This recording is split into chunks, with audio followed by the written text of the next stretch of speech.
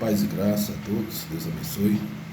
Eu quero falar para vocês hoje sobre você precisa ser agradecido por aquilo que Deus colocou nas suas mãos. Jesus, ele dava graças a Deus por tudo e ele tinha um espírito de gratidão.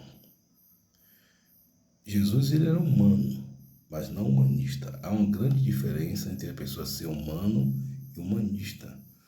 Humanista é quando ele coloca os anseios humanos acima da palavra de Deus.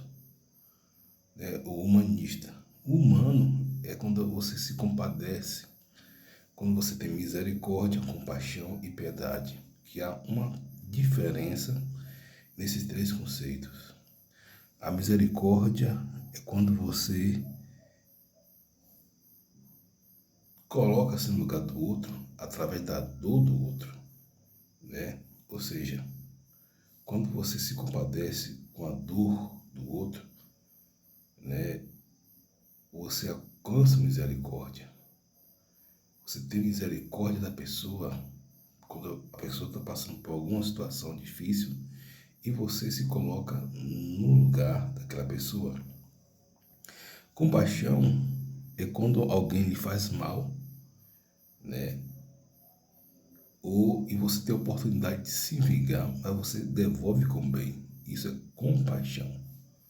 Você tem uma piedade da pessoa, né? E a piedade é quando alguma pessoa também lhe faz o mal e você se coloca no lugar da pessoa. Piedade. A misericórdia não precisa ter nenhuma elo com a pessoa. A compaixão, quando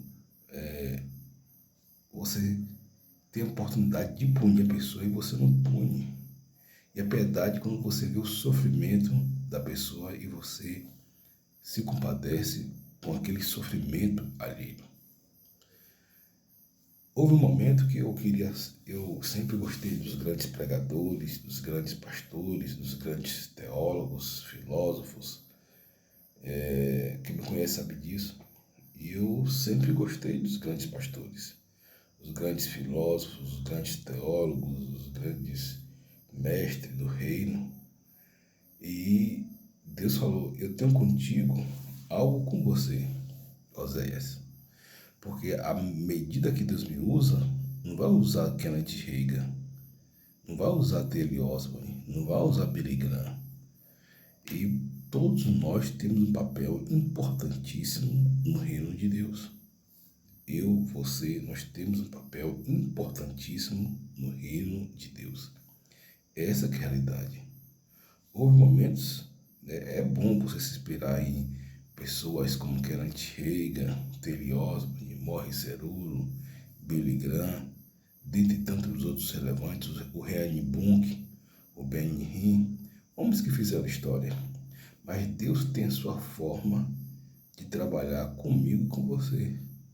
Deus, ele sabe fazer e sabe trabalhar comigo e com você, de cada um de uma forma diferente, né? Então, Deus me usa muito no ensino, no aprendizado da palavra. Quem me conhece sabe que eu amo muito estudar a palavra de Deus, estudar escatologia, teologia sistemática, enfim, toda a Bíblia Sagrada.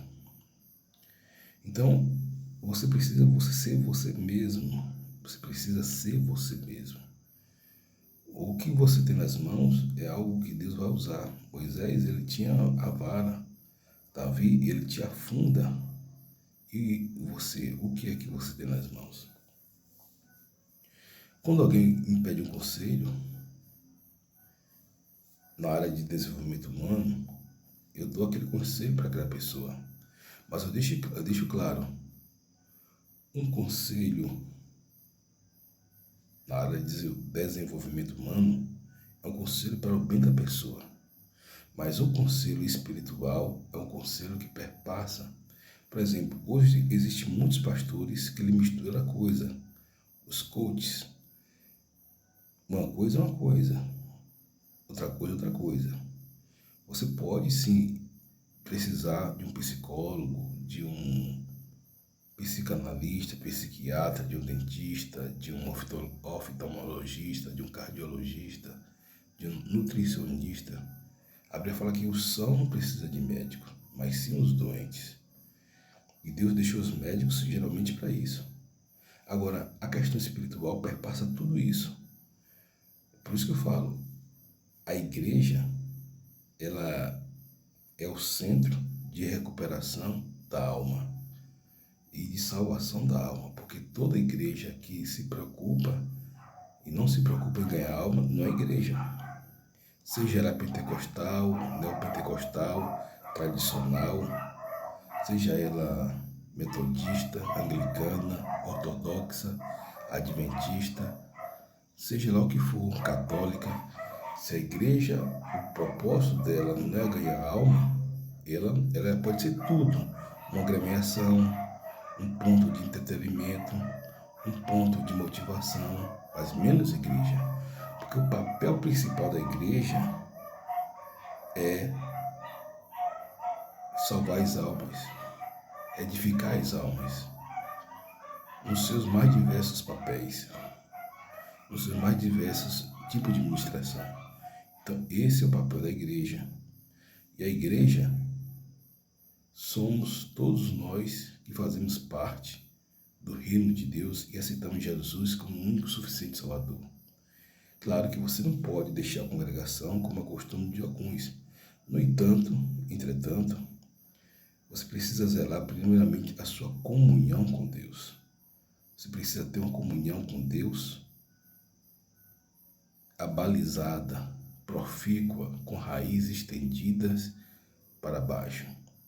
É igual bambu chinês. O bambu chinês, ele cresce o dobro de tamanho para baixo. Assim deve ser o cristão com a raiz.